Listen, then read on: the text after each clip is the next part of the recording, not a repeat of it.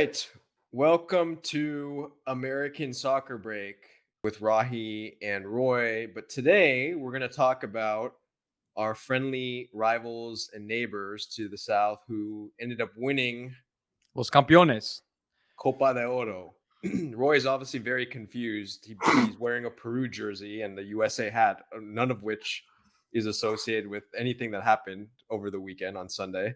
You said our Rahi wearing some Got the green. green. It's the wrong shade, but not green, more like a puke El Tri. green. Boy, it's all it's about El Tri, closer. man. It's closer to Barfy green. I am. You said, Sahil, we're wearing the shirt of our friends down south. These are our friends down south. Peru. Okay. Yeah. They're back. They're back to relevancy, man. Yes. Yes, they are. They are back to relevancy. So let's talk about this, Rahi. What's your takeaway from what happened on Sunday? Well, look, they went to win this tournament and they won it. And it's important. It's important for this Mexican team that has been down in the doldrums. I mean, after World Cup where they didn't make it out of the group, they had Tata Martino for ages and it just wasn't working. They looked painful to watch. And finally now with an interim, in theory, manager, Jaime Lozano, comes in and has taken this team very comfortably. Yes, B teams, C teams, whoever they played.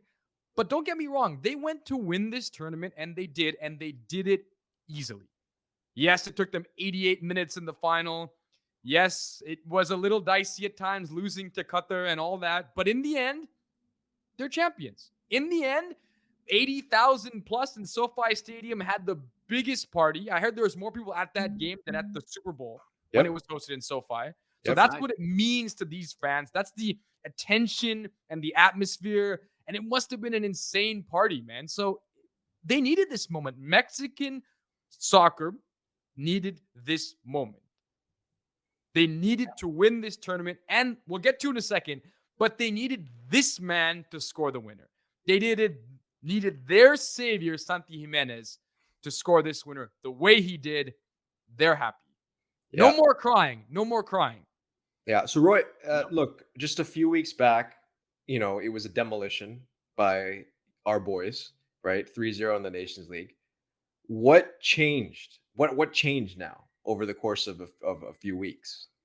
Yeah, man. It's the quality of opponent changed. Mexico came into a tournament with low quality opponents. A low quality U.S. men's national team, a low quality Panama is decent, but not comparable to an A Mexico team. So that for me is the difference. And let's remind ourselves, Mexico had to win this. They haven't won a trophy of any kind since the summer of 2019. That is, God, that's a long time. That's 4 years. 4 years, no trophies across any age group, across any of their teams, in any tournament, not a single trophy. They lost the Gold Cup. They lost Nations League. They failed to qualify to the U20 World Cup, to the Olympics next year. So this federation has been in shambles for a long time. This is a small move in the right direction. I would say it's much more an emotional thing than any signal of Mexico being back. But I think it's important mentally for this federation to go back to their winning ways. Well, hold on. The same Jamaica team, this is a better Jamaica team in this tournament that they completely manhandled. The same Jamaica team, but without Damari Gray, they basically tied in the Nations League to get them into this scenario where they were playing the U.S. in the semifinals. So let's not pretend that the teams they're playing are all worse, right? They played better with this new manager against effectively the same teams, yes, aside from the U.S. that they played in the Nations League. They beat Panama in the third place. They lost to the U.S., but they also tied Jamaica. So you have to say that this team played better against many of the same teams with the new coach, with most of the same players. And let's not forget that they're missing their best player throughout all these competitions. They're missing their best player, arguably the best or second best player in the region. And that's Chucky Lozano. Chucky. So yeah, I'm not quick to say that this is not an indicator that they are finally playing better. It's not simply that it's a cupcake tournament and they beat worse teams. They also played better. And we have to acknowledge that. Yeah. I thought what happened is where I think Mexico is weak is in defense. And I think against our A team, their defenders couldn't really keep up with the pace. In this tournament, I think the pace played much more into their hands. So moving forward now as a federation, they're going to have to come to the conclusion with these defenders and be like, okay, are these guys good enough to take us where we need to be? Or are there potentially other guys out there? I'm not sure what the answer is to that. Yeah, Cesar Montes looked a much better player, right, than he did Yeah. against us. Mhm. He looked like a solid defender in this tournament. Absolutely. I mean, look, Santi Jimenez is a real talent, and I think every Mexican will tell you that the hopes and dreams lie with him, and he comes up with a big moment. Beyond that, there are always young Mexican players, right? The thing with Mexico, they've always produced young talent. They've won multiple, not this recent generation. They haven't won Olympics like they used to, but they've produced player after player who goes to Europe, and somehow after 22, 23, they don't realize their potential, right? There's so many players that haven't made it to the level that we thought they could.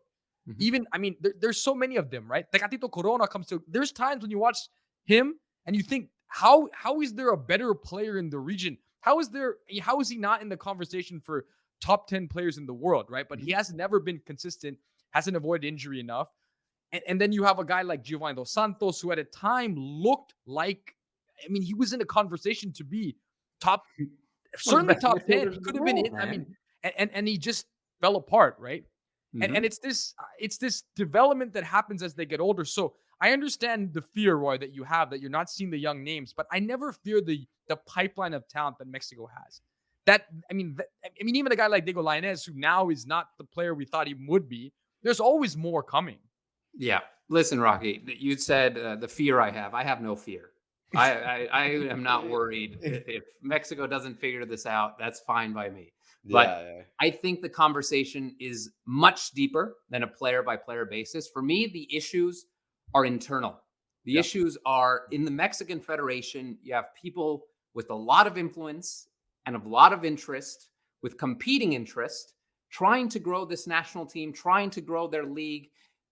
It doesn't always align. What's best for the national team isn't always what they want because it's better for their team. It's better for the TV networks. There's too many competing priorities in this federation that impacts the national team. And what does that lead to? It leads to this. It's really the only place in the world with this weird transfer market where the Mexican players within the league are going for $8 million, $10 million, $12 million. They can't sell those players to Europe for that amount of money. Those players from Mexico to Europe are maybe a $3 million player, maybe a $4 million player, kind of like what MLS is doing. But they're not making those moves because there's so much money in these internal transfers. It's an effing mess. And what happens after that? Players from Europe are coming in. Players from Europe are taking away time from the U23 players. I know Mexico took away, Liga MX took away the limit on foreign players. They took away the fielding certain number of U23 players. All these things, we're seeing them. We're seeing the effects of all these things. Let's finish with this. So speaking of the federation, now they have a coach who he lost to Qatar. Everyone forgot about that game, by the way. Everyone saying he's done a fantastic job. They lost to Qatar. So aside from that, though, he got the job done. Do they keep Lozano as a coach? This is a tough one. It's a really tough one. The simple answer is yes, because there's just been so much instability, and you finally have this happy moment, right? You win a big tournament in front of 80,000 plus, and the vibes are good. I think you got to keep him. The challenge is going to be every Mexico for a long time. The question has been, can we get to that el quinto partido? Can we get to that fifth game, right? Always round of 16 exit, round of 16 exit, round of 16 exit. And if you go back to all the previous World Cups, the reason they've lost in that round of 16 game is because they've gotten second in their group. So then you play Germany, you play Brazil, you play Argentina, you play the Netherlands. The one time they won their group, guess who they got? The US.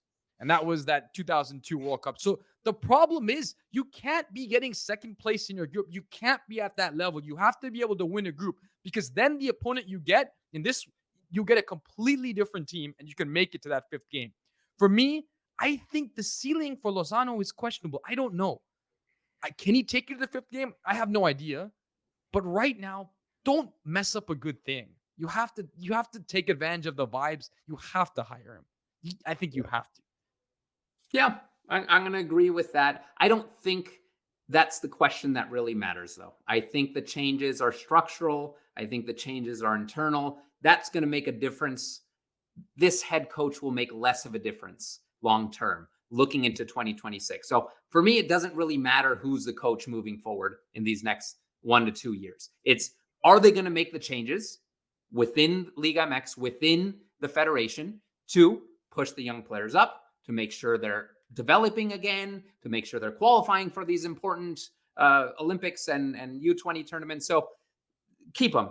They're playing nice. They seem inspired. They're happy. They just won. Yeah, build on that momentum. But speaking of Chucky Lozano, you may be a MLS boy. We'll test your theory on whether or not, the LAFC. He's gonna have an unveiling and all that kind of stuff, party on and all that. Unveiling with Peso Pluma as the performing artist. Yeah. Anyway, congratulations, Mexico, on the Copa de Oro victory. And take it while you can before there's another tournament coming up next summer. But no, congratulations to all the Mexican fans out there, and we will. Support. Well, I mean, that support was amazing. I mean, 80,000, amazing, man. That's beautiful. It's amazing. That's just great for the game of soccer in general. Yep. So, or as the world calls it, football. Football. So, anyhow, so we will see you all later. We will end this episode with Vamos USA, but also one time I can say it today, Vamos Mexico. Canta, no llores. My wife will be happy to hear that. Yeah, there you go. That's all we're trying to do. Save Roy's household. Thank you, guys. Yeah. Thank